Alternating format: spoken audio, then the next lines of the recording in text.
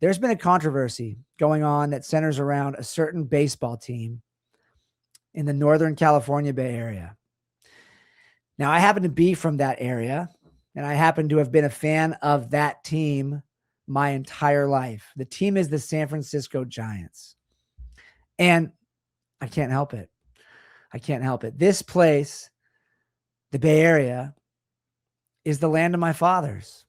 It is the soil that bred me. It's the place where my great-great-grandfathers, multiple great-great-grandfathers, settled when they came to America from Italy. It's a place I love dearly and deeply. And it's a place that will always be home to me, the Northern California Bay Area. Now, back in 2021, the Giants, the team that I have grown up rooting for and the team that I still root for today, started hosting a Pride Night once a year and wearing a rainbow-colored emblem on their hats on this night where they have Pride Night. There's not very many baseball teams that do this. Most teams have stopped doing it, but there are still a few left. And some players this year, apparently unaware that wearing the Pride-themed hat was optional, apparently because the team didn't tell them that it was optional, chose to write a Bible verse next to the logo because of their genuinely held Christian beliefs. And the verse they referenced was from Genesis 9, where God promised that he would never again flood the earth because of humanity's wickedness. And that's when he gave the rainbow. That's when he said, this bow in the sky will be a sign that I'll never do this again in this way. Sadly, the LGBTQ community has taken that and made it their emblem almost as a way of wagging their fist at God. Now, the reaction to the players choosing to either not wear the hat or to write a small Bible verse reference next to the rainbow-themed logo has been deplorable. And particularly the reaction of the Bay Area media has been positively deplorable. Over the last few weeks, I've listened to and read articles from people that I have been following for their sports coverage for years. And I've read and listened to people say things like this: it is unacceptable for these players not to wear a pride hat. It is unacceptable. I've heard fans and pundits from that community say this: this cannot be tolerated in the Bay Area. It cannot be tolerated. Players not wearing a pride logo hat cannot be tolerated. It's a double negative, in case anybody's paying attention. Now, I'm old enough to remember when the LGBTQ community said this: all we want is equal rights and to be left alone. But in 10 to 15 to 20 short years, they've morphed from that, we just want to have equal rights and to be left alone, into demanding that everyone else in society promote, endorse, and platform their specific lifestyle of choice, their worldview, their values, their sexuality, which they equate to their identity.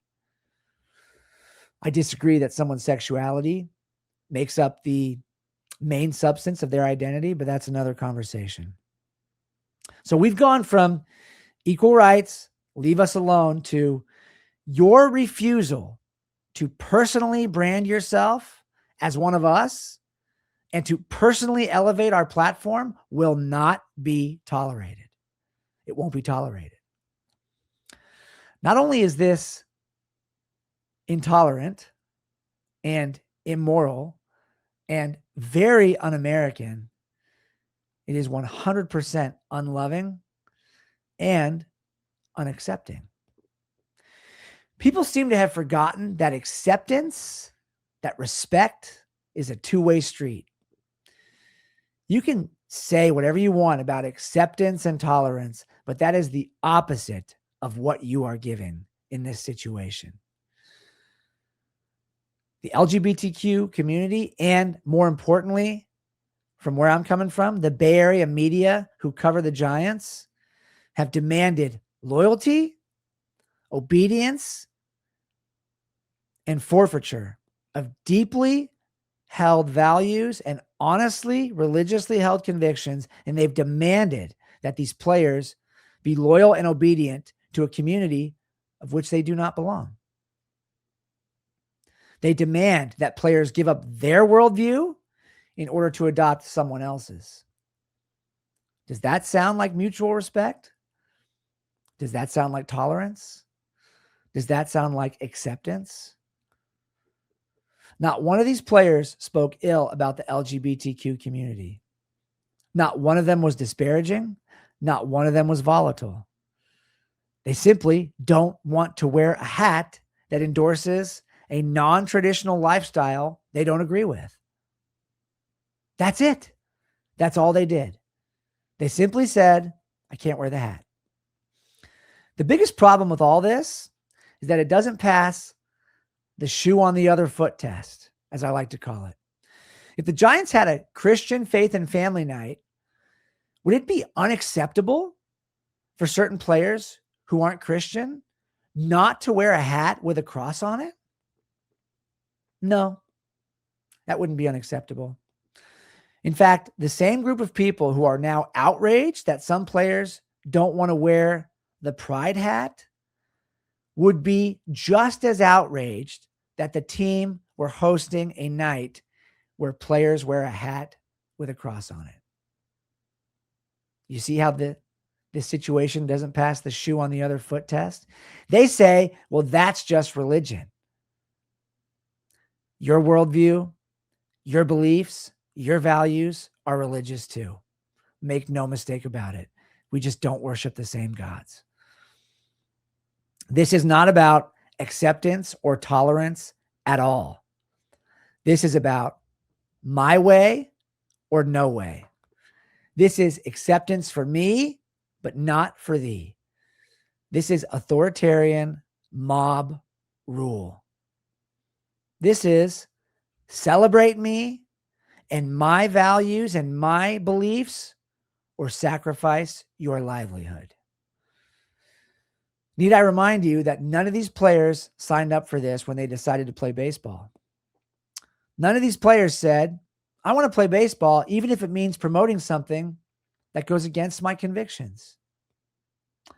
Need I remind you that the Constitution says, Congress shall make no law respecting an establishment of religion or prohibiting the free exercise thereof, or abridging the freedom of speech or of the press.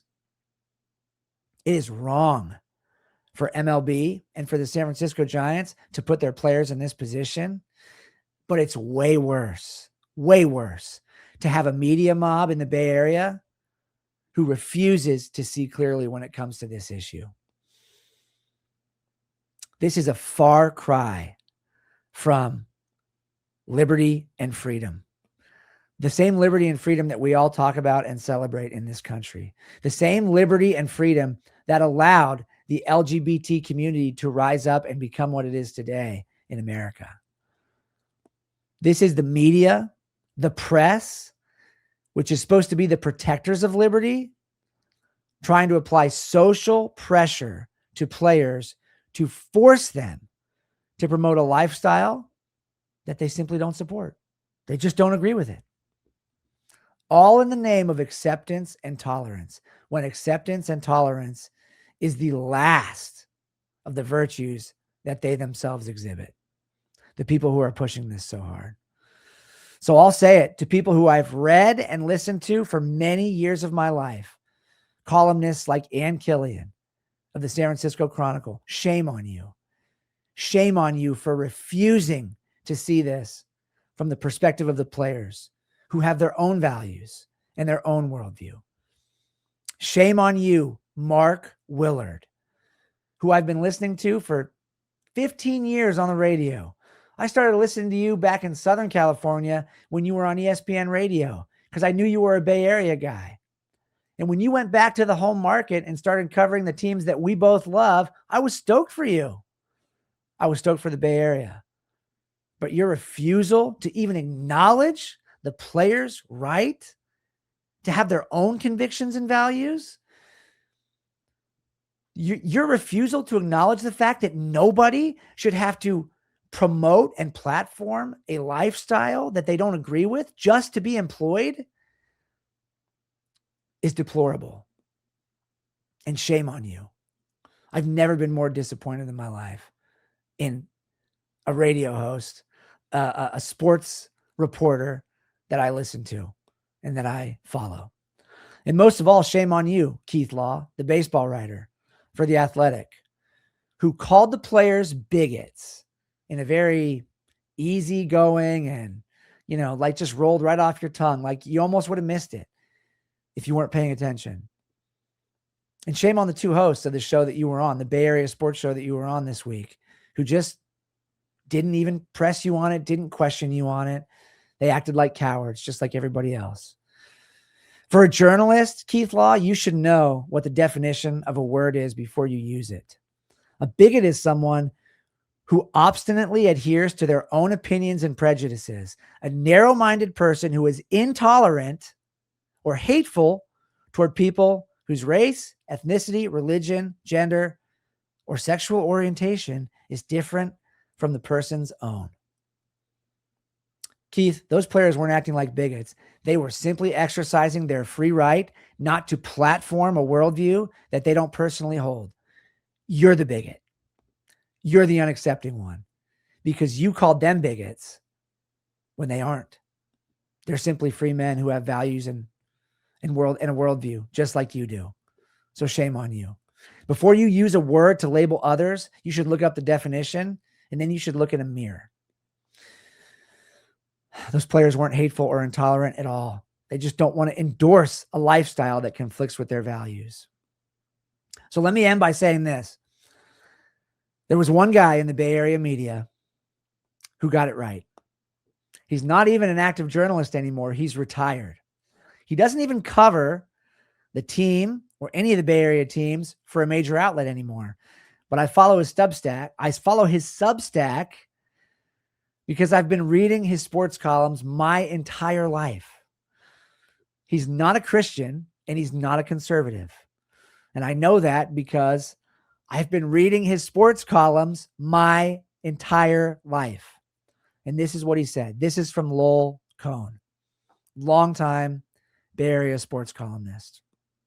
He writes, "Let me start by saying this. If I were a Giants player, I would have worn the cap. I would have been proud to support my LGBTQ friends. And I would have understood the culture in the Bay Area is one of tolerance of all lifestyles and points of view. So that's where I stand. But I would not have been angry with my teammates who wrote Bible verses on their caps or wore the regular cap. I would have tried to understand them, and I would have respected them, and I would have supported them. I part company with people who demonize the objecting players. Pride is all about tolerance, about respecting others' point of view and lifestyles. It used to be, Lowell.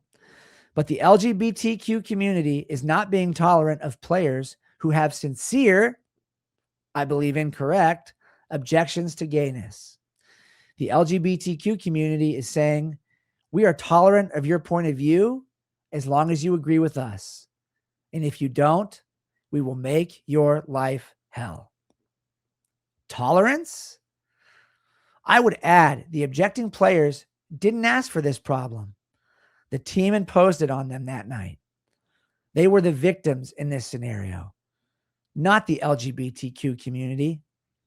As a matter of free speech, the players were asked to endorse a symbol of a movement they don't believe in. The whole thing seems authoritarian. It took guts for the players to go against the tide of a team and an entire region of the country. I don't agree with their position, but I support their right to protest silently and like gentlemen. And I would add to that, I don't even think they were protesting. They just didn't want to platform something they don't believe in. If you want to call that a protest, go right ahead. But Lowell Cohn, I've been reading you for years and I've been listening to you for years. Well said, my friend. If our paths ever cross, I'd love to have a cup of coffee with you. And I'd just like to remind everyone who's listening of something I've said already a couple times in this live stream that's now almost 2 hours long. Narrow is the gate and hard is the way that leads to life. So to Landon Roop, Ryan Walker, JT Barucki, and there was one more, Sam Henches. Press on, brothers. Don't give up your faith and your honestly held convictions because of societal pressure. Narrow is the gate and hard is the path, but it leads to life.